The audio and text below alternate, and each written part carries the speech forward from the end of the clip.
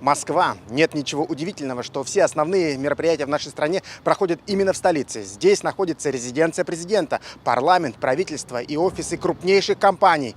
Тоже тут. Но раз в год, в начале лета, Москве бросает вызов Петербург и заявляет, что он не только культурная столица, но и деловое сердце России. Ведь здесь проходит главный экономический форум страны – Петербургский. И о своей широте душевной, да о русском размахе форум заявляет с порога. Кажется, что павильоны участников пустились в настоящую гонку, стараясь перещеголять друг друга. Стены из цветов, ожившие панно, говорящие роботы. Приветствую тебя, участник форума. Красава. Но главное здесь все-таки не красота стендов. На форуме обсуждают перспективы развития и подводят итоги. Одно из ключевых событий – это оглашение национального рейтинга состояния инвестиционного климата в регионах России. То есть, насколько комфортные условия созданы для ведения бизнеса в субъекте.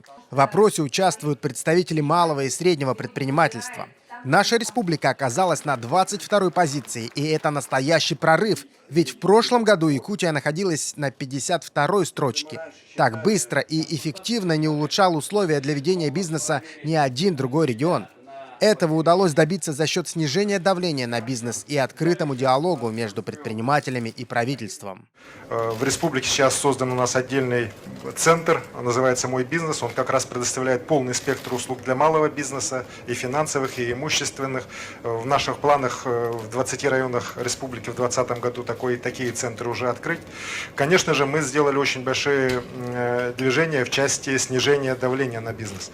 На четверть у нас снижено количество предпринимателей, которые в прошлом году подверглись разным проверкам, контрольным или внеплановым. Я считаю, что это на самом деле очень важно для бизнеса, когда вот есть снижение, реальное снижение административного давления, и этот бизнес сразу почувствовал. Причем Якутия может похвастаться не только механизмами поддержки бизнеса. Опыт нашего местного бюджетирования уже готовы перенимать передовые российские регионы. Соглашение по этому поводу как раз было подписано в Питере с Нижегородской областью. Мне вот подготовили информацию, что вы были признаны одним из 5 лучших проектов в области инициативного бюджетирования в мире, да, на одном из мероприятий в Барселоне. Вот ваш опыт в организационном отношении, наш опыт с точки зрения реализации платформы «Город Н», мне кажется, в совокупности может дать прорывное развитие этой темы. Главные иностранные гости этого форума были из Китая. Около 1000 политиков и бизнесменов из Поднебесной во главе с председателем КНР Си Цзиньпинем приехали на берега Невы.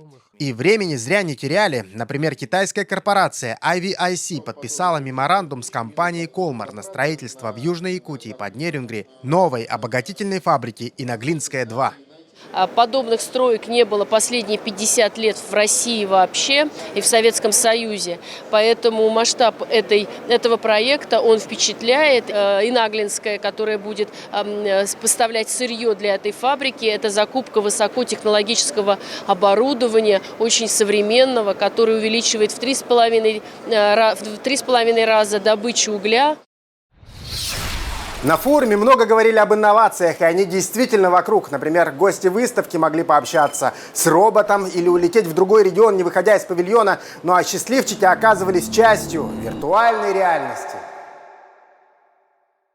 В этом году Якутия вступила в Ассоциацию инновационных регионов и получила прямой доступ к лучшим практикам в стране.